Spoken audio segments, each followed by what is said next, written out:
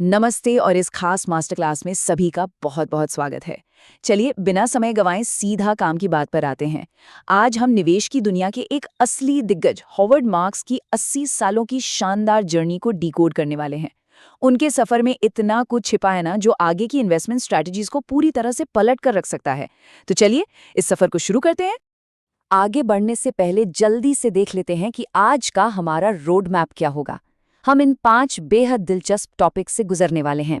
बदलाव की अनिवार्यता, मार्केट साइकिल की साइकोलॉजी, डिस्ट्रेस डेट का फायदा, एआई के दौर में निवेश और सबसे आखिर में इरादे की ताकत। तो चलिए अपने पहले हिस्से की ओर बढ़ते हैं और बात करते हैं कि कैसे बदलाव एक ऐसी चीज है जिसे कोई टाल नहीं सकता। ये जानकर काफी हैरानी होती है कि कॉलेज के दिनों में हॉवर्ड मार्क्स ने सिर्फ टिपिकल फाइनेंस या बिजनेस की किताबें नहीं पढ़ी। उन्होंने जापानी साहित्य का गहराई से अध्ययन किया और यहीं से एक बहुत ही कमाल का सिद्धांत मिला, जिसे मुजो कहा जाता है। मुजो का सीधा सा मतलब है कि बदलाव तो होकर रहेगा, वो एकदम अप्रत्याशित है और इंसानी कंट्रोल से पूरी तरह बाहर है। यहाँ सबसे बड़ा टेक अवे ये है कि सटीक भविष्यवाणी करने के पीछे भागने से कहीं ज्यादा जरूरी है इस अनिवार्य बदलाव के हिसाब से तेजी से खुद को ढाल लेना। उसे ऐसे समझते हैं, जब एक सिक्का उछाला जाता है तो उस सिक्के को बिल्कुल याद नहीं रहता कि पिछली बार क्या आया था। वो पूरी तरह से एक स्वतंत्र घटना है। 10 बार हेड आने के बाद भी 11वीं बार चांस 50-50 ही रहेगा। लेकिन बाजार की याददाश्त बहुत तेज होती है। बाजार का इतिहास पूरी तरह से मानवीय मनोविज्ञान पर निर्भर करता है। आज लोगों का जो डर या लालच है ना, वही आने वाले कल की मार्केट रियलिटी को आकार देता है। और यही मनोविज्ञान हमें दूसरे पड़ाव पर ले जाता है, मार्केट साइकिल की साइकोलॉजी। देखते हैं कि इंसान की भावनाएं कैसे अर्थव्यवस्था में बड़ी बड़ी लहरें पैदा करती हैं। मार्क्स का एक बहुत ही शानदार मेमो है, जिसका ये कोट निवेश की दुनिया का एक सुनहरा नियम बन चुका है।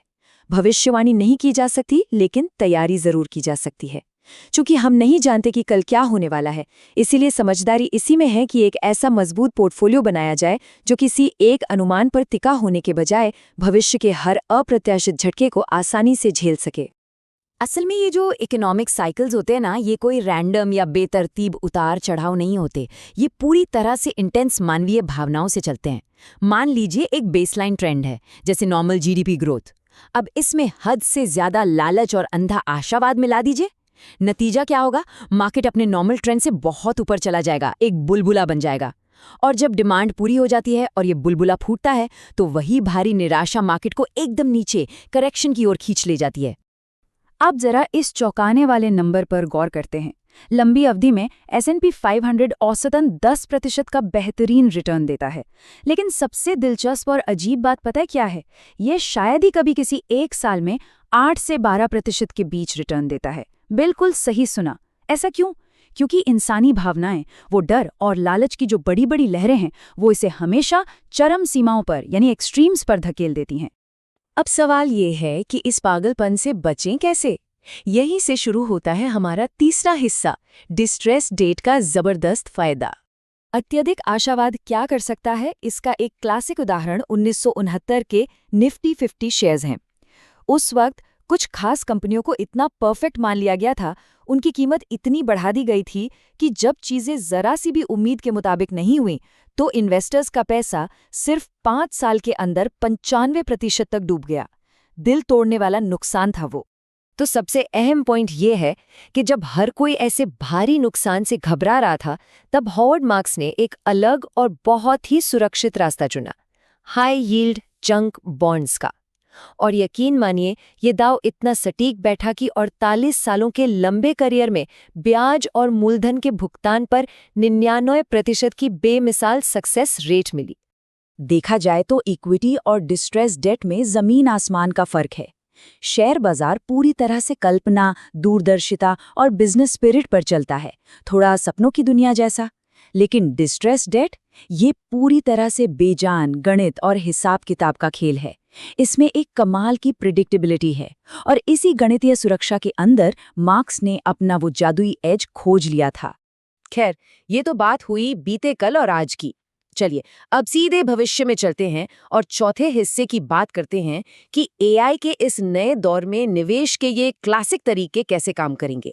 भविष्य को लेकर एक बहुत ही उकसाने वाला सवाल सामने आता है, क्या आज का कोई सुपर स्मार्ट एआई एक साथ 5 बिजनेस प्लान्स को पढ़कर ये सटीक भविष्यवाणी कर सकता है कि इनमें से अगला अमेज़न कौन सा होगा?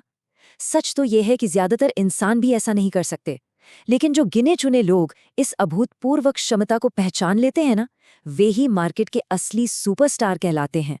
और ये तुलना बहुत ही खूबसूरती से समझाती है कि एआई और इंसानों के बीच असली मुकाबला कहाँ है। एआई पिछले डेटा के पैटर्न्स को बिना किसी इमोशन के बिल्कुल सटीक तरीके से पहचानने में लाजवाब है, लेकिन बेहतरीन और असाधारण निवेश के लिए अंतर्दृष्टि की वो लंबी छलांग लगानी पड़ती है। नए पैटर्न्स बनाने पड़ते हैं जो फिलहाल इन मशीनों के बस की बात बिल्कुल नहीं है। वो अभी भी आम सहमति और पुराने पैटर्न्स के दायरे में ही कैद हैं। और इसीलिए सेकेंड लेवल थिंकिंग की अहमियत सबसे ज्यादा है। इसका सीधा सा मतलब है भीड़ से अलग और एक कदम आगे सोचना। जरा सोचिए, अगर मार्केट में हर कोई एक ही जैसे सुपर स्मार्ट एआई का इस्तेमाल करने लगे तो नतीजे क्या होंगे? बिल्कुल औसत। पैसा बनाने के लिए एक ऐसी गहरी समझ चाहिए जो आम लोगों से और मशीनों से एकदम अलग हो। अब हम इस विश्लेषण के सबसे निजी और आखिरी हिस्से में प्रवेश कर रहे हैं, इरादे की ताकत। चलिए देखते हैं कि इस निवेश गुरु ने खुद अपनी शानदार जिंदगी को कैसे अप्रोच किया। हार्वर्ड मार्क्स का ये टाइमलाइन काफी हैरान करने वाला है। ये बात वाकई हैरान करती है कि 1960 से लेकर 1995 तक पूरे 35 सालों तक वे बस संयोग से नदी की धारा के साथ खुशी खुशी बहते रहे। जहां काम मिला करते गए, लेकिन 49 साल की उम्र में उन्होंने पहली बार सक्रिय रूप से अपनी नाव की कमान अपने हाथों में ली और पूरी तरह से जानबूझकर ऑक्ट्री कैपिटल की स्थापना की। और इस सफर में चुनौतियां हमेशा होती हैं। जैसे महान चार्ली मंगर ने अपने बिल्कुल बेबाक और सीधे अंदाज में कहा था, इनमें से कुछ भी आसान नहीं है और जो भी सोचता है कि ये आसान है वो बेवकूफ़ है। ये एक ऐसा रिमाइंडर है कि स्मार्ट भीड़ को मात देने के लिए लगातार सीखना होगा और एक अविश्वसनीय अनुशासन बनाए रखना होगा। तो इस पूरी मास्टर क्लास के अंत में एक बहुत ही सीधा लेकिन गहरा सवाल सामने आता है। क्या हम सक्रिय रूप से पूरे इरादे के साथ अपनी नाव खुद चला रहे हैं या बस खुशी खुशी नदी की धारा के साथ बहते जा रहे हैं? अपनी आंखें खुली रखना, दिमाग का इस्तेमाल करना और अपने भविष्य की दिशा खुद तय करना, यही सबसे जरूरी है। और इसी दमदार विचार के साथ हमारा आज का ये विश्लेषण यहीं पूरा होता है।